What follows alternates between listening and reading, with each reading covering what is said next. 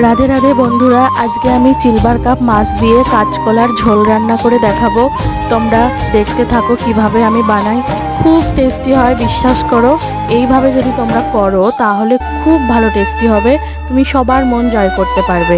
তোমরা পুরোটা দেখতে থাকো। এটা আমাদের কাঁচকলার বাগান।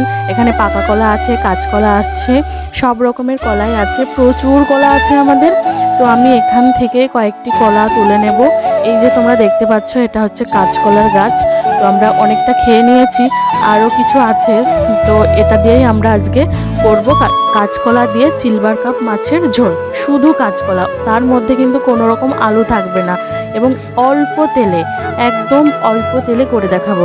যে কেউ এই তরকারিটা খেতে পারবে, ভীষণ টেস্টি হয়। তোমরা দেখতে থাকো।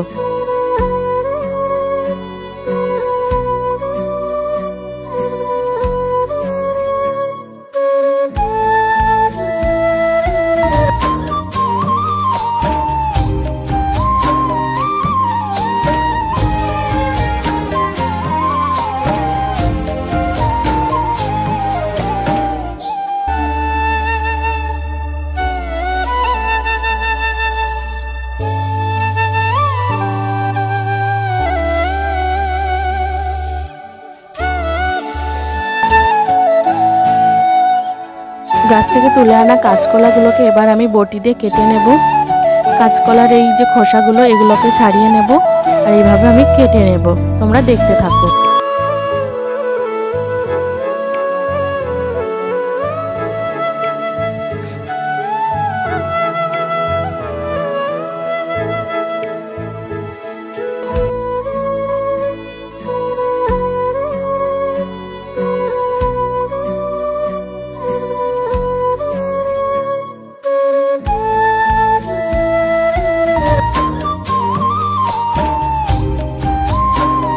আমার সবগুলো কাটা হয়ে গেছে।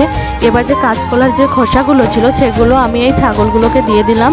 এরা খাচ্ছে, দেখো কত সুন্দর খাচ্ছে।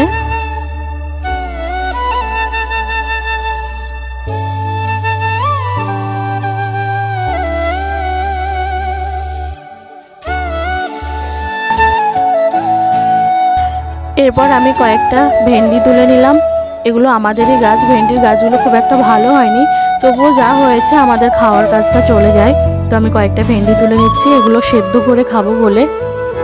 খুব ভালো লাগে এই ভেন্ডিগুলো খেতে, একদম কোনো সার টার কিচ্ছু দেওয়া না, খুবই স্বাস্থ্যকর উপায়ে এই ভেন্ডিগুলো হয়েছে। আমরা বেশিরভাগ সবজিগুলো বাড়িতেই করি।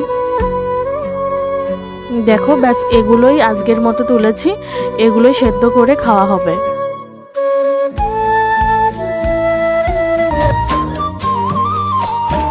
এরপর আমি আটা মেখে নিলাম একটু রুটি করব বলে।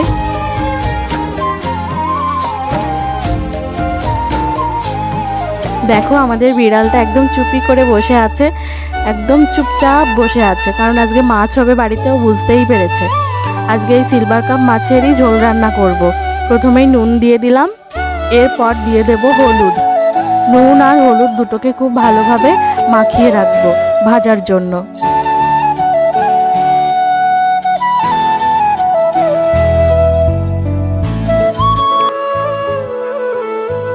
এরপর কড়াই গরম করে তেল দিয়ে সেই তেলের উপরে দিয়ে দিলাম মাছ।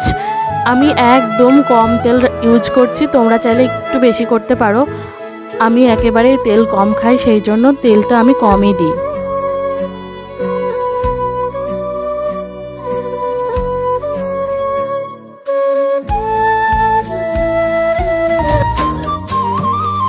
এরপর যে কলাগুলো ছিল না, ওই কলাগুলো খুব ভালো করে ধুয়ে নিচ্ছি, তাহলে তরকারিটা একটু কালোটা কম হবে। এমনিতেও তরকারিটা একটু কালো হবে, তবে সে কালোটা কি করে চলে যায় সেটাও তোমাদের বলবো, দেখতে থাকো। তো এই কলাগুলোকে খুব ভালোভাবে আমি ধুয়ে নিচ্ছি। এবার এই মাছগুলোকে উল্টে নেব, কারণ নিচের পাশটা হয়ে গেছে, এবার ওপর পাশটা দিয়ে দেব তেলের ওপর।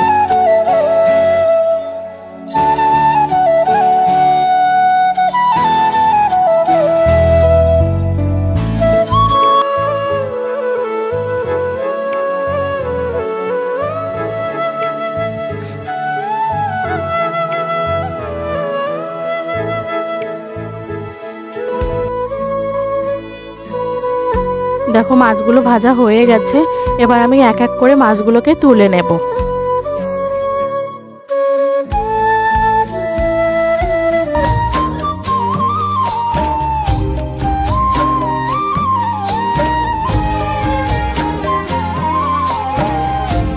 এরপর ওই যে তেলটা ছিল সেই তেলের ওপরেই আমি এই কলাগুলোকে দিয়ে দিলাম।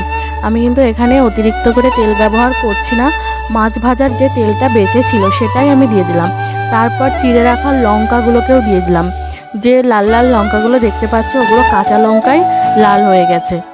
আমরা শুকনো লঙ্কা খুব একটা খাই না, এইভাবে যে লঙ্কাগুলো পেকে যায় সেগুলোকে খাই। এই দেখো মাছগুলো ভাজা হয়ে গেছে, অল্প তেলে মাছ ভাজা, খুবই ভালো হয়েছে।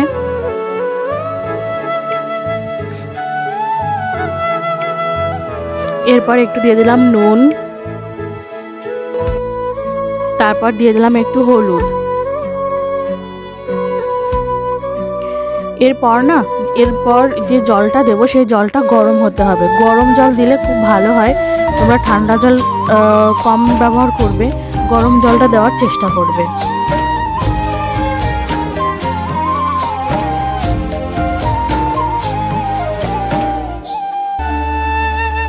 এরপর ফোড়ন দেব, তার জন্য একটু তেল দিয়ে দিয়েছি, তার উপরে দিয়ে দিলাম জিরে। এই জিরেটা না আমি সবটা তরকারির মধ্যে দেব না, একটু তুলে রাখবো ভাজা জিরে। তারপর এটাকে আমি ঘষে গুঁড়ো করে তারপর তরকারিতে দেবো। দেখো তুলে রাখছি। এবার এই তেলের উপরেই ফোড়নটা দিয়ে দিলাম। তরকারির রঙটা একটু কালো হয়েছে, কিন্তু এই কালোটা চলে যাবে, তোমরা দেখতে থাকো। এরপর ওই ভাজা মাছগুলোকে জলের মধ্যে দিয়ে দিলাম। এরপর যে জিরেগুলোকে তুলে রেখেছিলাম সেগুলোকে দেখো এরকম করে গুঁড়ো করে দিচ্ছি, একদম ফিনিশ করে গুঁড়ো হয়ে যাবে এটা। তারপর তরকারির থেকে সেই লঙ্কাগুলোকে তুলে নিলাম, তুলে নিয়ে এটাকেও ভালো করে ঘষে দিচ্ছি যাতে তরকারিতে একদম পারফেক্টভাবে ঝালটা হয়।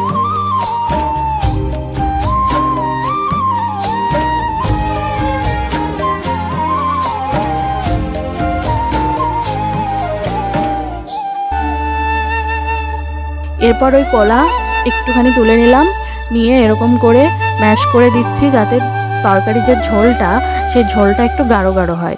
একেবারে তেলে ঝোল হলে ভালো লাগে না, এইভাবে একটু গাঢ় হয়ে যাবে।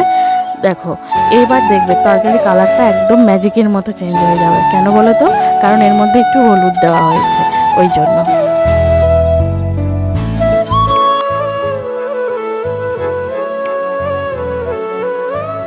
তরকারিটা ঠিক এরকম করে টকবক করে ফোটাতে হবে। দেখো টকবক করে ফুটছে। তরকারিটা আমার প্রায় কমপ্লিট। এবার আমি তুলে নেওয়ার চেষ্টা করব।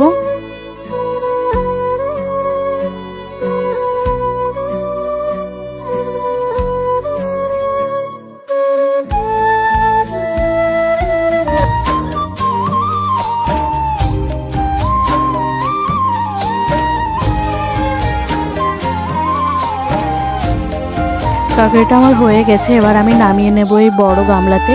দেখো হয়ে গেছে একদম। এই পুরো রান্নাটা করেছি উনুনে, উনুনের রান্না খুব টেস্টি।